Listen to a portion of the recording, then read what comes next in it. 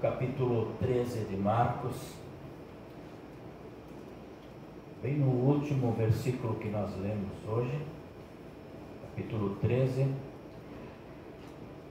Mas quem ficar firme até o fim será salvo. Nós vimos Jesus falar sobre a destruição do templo. Quando a gente chega no final do ano na igreja, a mensagem que a gente precisa pregar é da segunda vinda de Jesus. A gente precisa falar sobre o fim do mundo. A gente precisa falar sobre julgamento. A gente precisa alertar. Mas há aqueles profetas, aqueles pseudo-profetas, pseudo-pastores, que usam esses textos bíblicos para assustar as pessoas. E não é essa a minha função, não. Jesus não assustou as pessoas. Tanto que Jesus termina esta passagem com um evangelho espetacular. Quem ficar firme até o fim será salvo. Ele abre uma porta muito grande para nós nos salvarmos. Ele diz: quem ficar firme.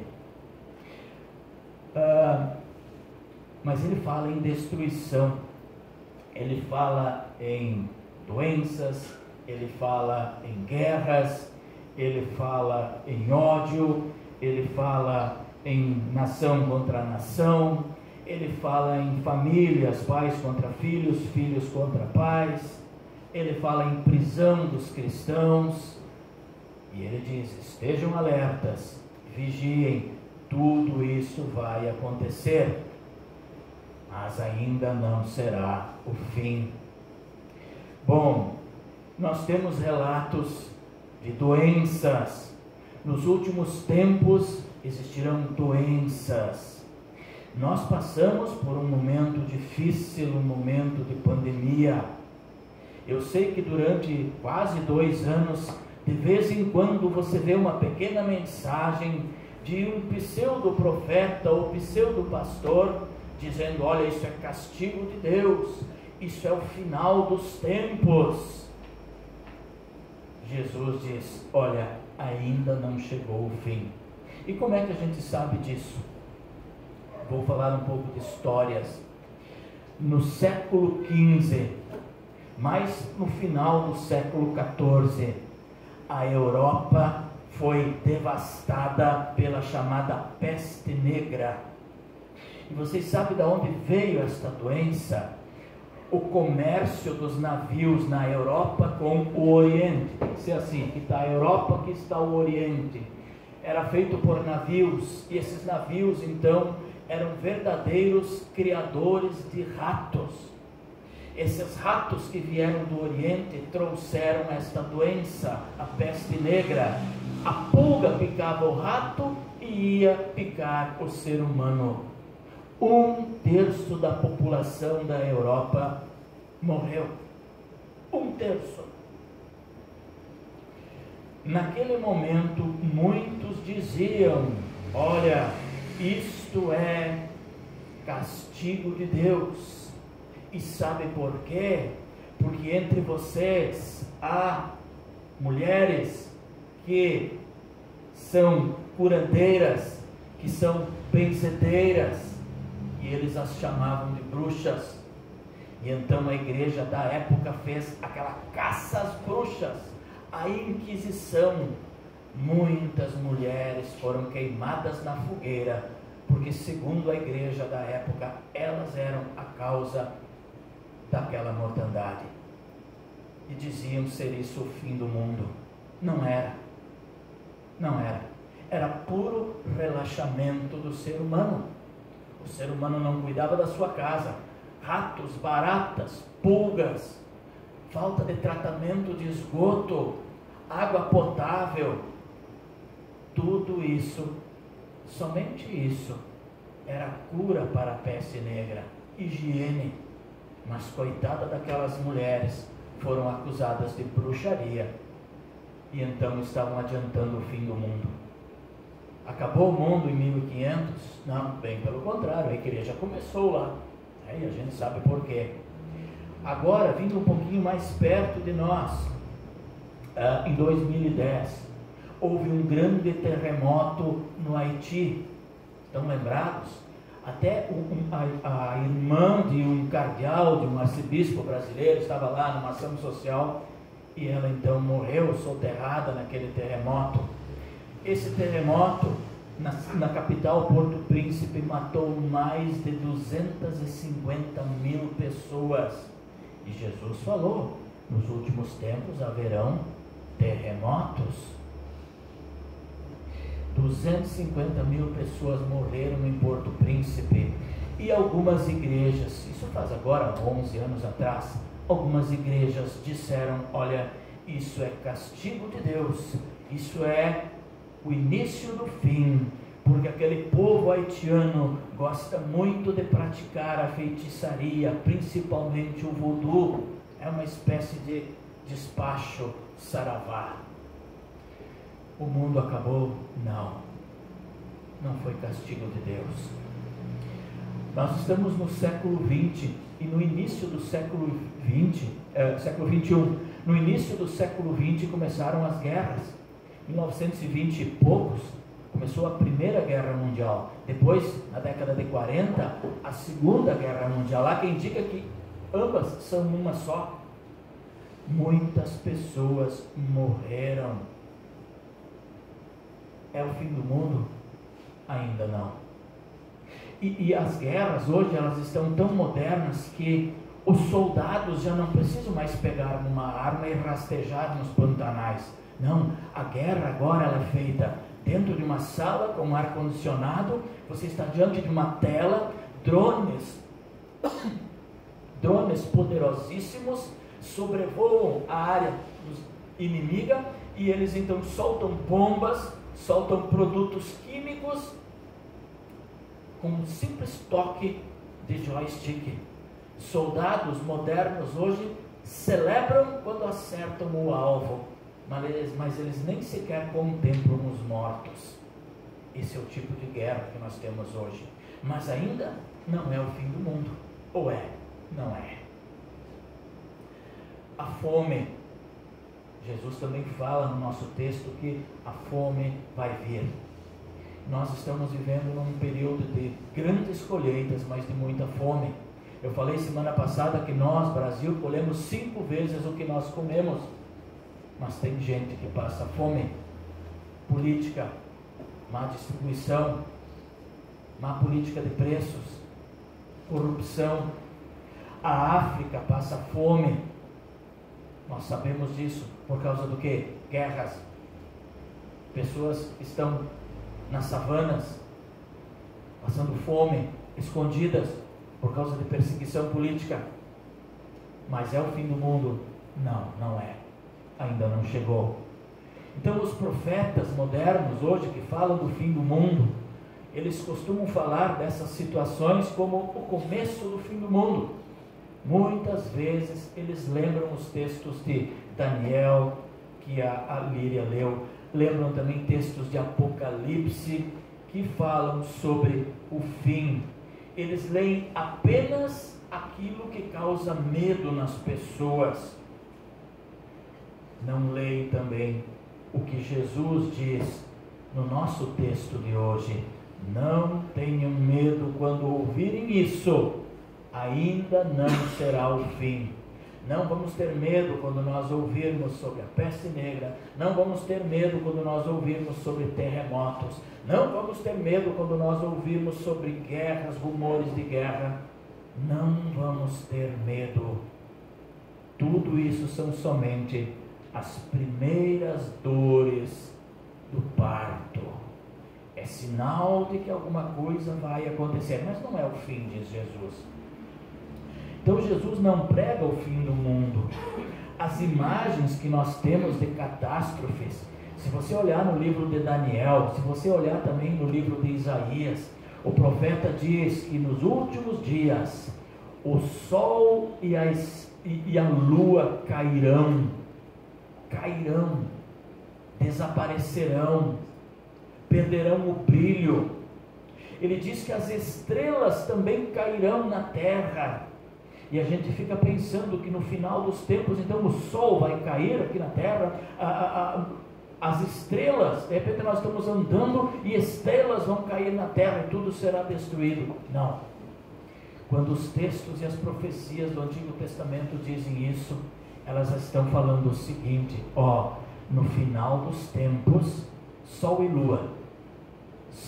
e lua eram divindades de povos pagãos. O profeta está dizendo que no final dos tempos, essas divindades dos povos pagãos desaparecerão, porque o Deus verdadeiro irá manifestar-se. Entenderam? Eles se acabarão. Essas divindades serão destruídas, elas não serão mais faladas nem lembradas. Aí as estrelas que cairão na terra, as estrelas são os líderes desses povos pagãos, que se intitulam filhos do sol e da lua. Eles também desaparecerão.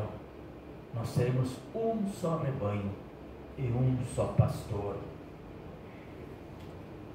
Olhem, é preciso olhar para os sinais dos tempos e interpretá-los de maneira correta. Para Jesus, mais importante do que anunciar o fim do mundo era falar do efeito libertador do Evangelho. É que esse Evangelho quer nos fazer ver que nada é terreno nesse mundo. As coisas podem se transformar, podem mudar. Falsos deuses desaparecerão, sol e lua. Falsos governadores que seguem esses falsos deuses, como as estrelas, desaparecerão. E eu fico pensando, a Segunda Guerra Mundial, eu gosto de histórias. Vocês sabem que a Alemanha queria dominar o mundo, e para derrotar aquele nazismo, foi necessário que então União Soviética, Estados Unidos, França, Inglaterra se unissem, os chamados aliados, para derrotar o nazismo. O Brasil também enviou a FEB, a Força Expedicionária. Foi derrotado o nazismo. O nazismo estava onde? Na Alemanha. A partir daquele momento, Estados Unidos, França, os aliados, junto com a antiga União Soviética, tomaram conta da Alemanha. Mas como é que, se todos queriam a Alemanha, como é que nós vamos fazer? Vamos dividir a Alemanha de que jeito? A parte ocidental era capitalista, a parte oriental, União Soviética, socialista ou comunista. Foi feito um muro que dividiu Berlim.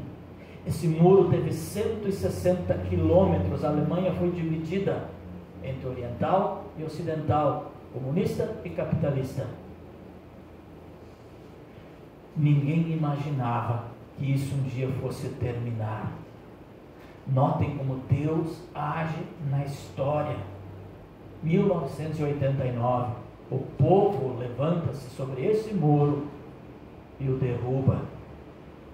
É Deus agindo e dizendo: olha, eu sou o Deus, não sou o Deus de muros, eu sou o Deus de portas, o Deus de pontes, o Deus que age.